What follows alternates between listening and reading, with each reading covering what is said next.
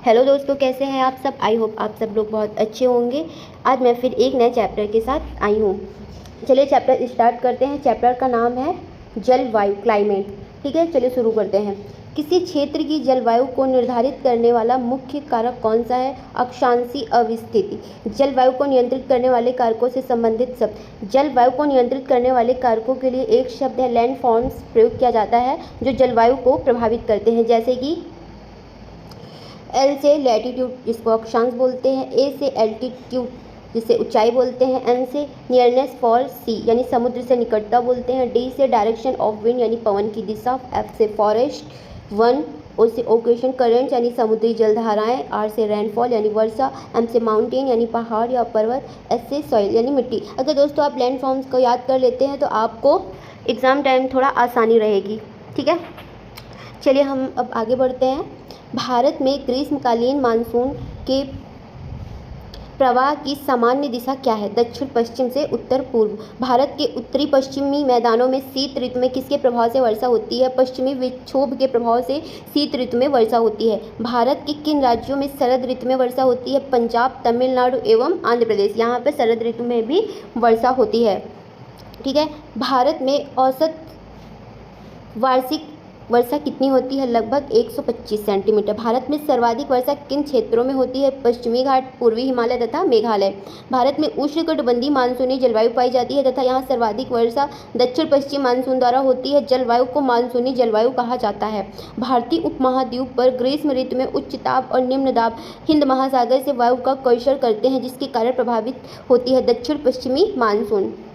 ठीक है, व्यापारिक पवनें देखिए कौन सी होती है। व्यापारिक पवनें 0 अंश से 30 अंश उत्तरी एवं दक्षिणी अक्षांशों के मध्य बहने वाली पवनें हैं। ये पवनें उपोष्ण उच्च वायुदाब कटिबंधों से विश्वतीय निम्न वायुदाब कटिबंधों की ओर बहती हैं। उत्तरी गोलार्ध में इन्हें उत्तर पूर्व व्यापारिक पवनें तथा दक्षिणी गोलार्ध में इन्हें दक्षिण पूर्व व्यापारिक पवनें कहा जाता है। पश्चिमी बंगाल और असम में ग्रीष्म ऋतु में चलने वाली पवनों को स्थानीय भाषा में क्या कहते हैं। काल वैशाखी तथा चाय वर्षा। भारत में सबसे कम वर्षा वाला स्थान कौन सा है। लेह है, जहाँ पे सबसे कम वर्षा होती है।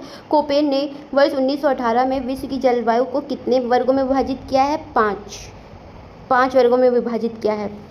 दोस्तों जलवायु निर्धारण के कौन से आधार हैं। वार्षिक एवं मासिक औसत तापमान, वार्षिक एवं मासिक वर्षा और वनस्पति। ठीक है, कोपेन की योजना के अनुसार भारत के जलवायु प्रदेश कौन से हैं। जलवायु के प्रकार यानी लघु शुष्क ऋतुवाची मानसूनी जलवायु जिसका क्षेत्र है गोवा के दक्षिण में भारत का पश्चिमी तट। शुष्क ग्रीष्म ऋतु यानी तमिलनाडु का कोरोमंडल तट। उष्णकटिबंधीय सवाना जलवायु यानी कर्क रेखा के दक्षिण में प्रायद्वीपीय पठार का अधिकांश भाग। अर्ध शुष्क स्टेपी जलवायु यानी उत्तर पश्चिम गुजरात, पश्चिमी राजस्थान और पंजाब के कुछ भाग। उष्णकटिबंधीय उष्ण मरुस्थलीय जलवायु यानी राजस्थान का सबसे पश्चिमी भाग। शुष्क शीत ऋतु यानी गंगा का मैदान, पूर्वी राजस्थान, उत्तरी मध्य प्रदेश, उत्तर पूर्वी भारत का अधिकतर प्रदेश। लघु ग्रीष्म तथा शीत आर्द्र ऋतु यानी अरुणाचल प्रदेश और सिक्किम, असम। ध्रुवीय तुल्य जलवायु यानी जम्मू कश्मीर, लद्दाख, हिमाचल प्रदेश और उत्तराखंड। टुंड्रा तुल्य जलवायु में कौन सा आता है। उत्तराखंड के पर्वतीय क्षेत्र। अंतः उष्णकटिबंधीय अभिसरण क्षेत्र कौन से हैं। ITCZ एक निम्न वायुदाब पट्टी है जो पृथ्वी के चारों ओर सामान्यतः विषुवत रेखा के ऊपर चारों ओर स्थित है। वस्तुतः यह एक दोलायमान पट्टी है। ITCZ वह क्षेत्र है जहां उत्तर पूर्वी एवं दक्षिण पूर्वी व्यापारिक पवनें मिलती हैं और दोनों पवनों के मिलने से विषुवतीय पछुआ पवनों की उत्पत्ति होती है। दोस्तों ये वाला क्वेश्चन आया है BPSC में। लू उत्तरी मैदान में पंजाब से बिहार तक चलने वाली शुष्क व पीड़ादायक पवनें होती हैं। ठीक है, चलिए अब हम आगे बढ़ते हैं। ये देखिए कॉफ़ी वर्षा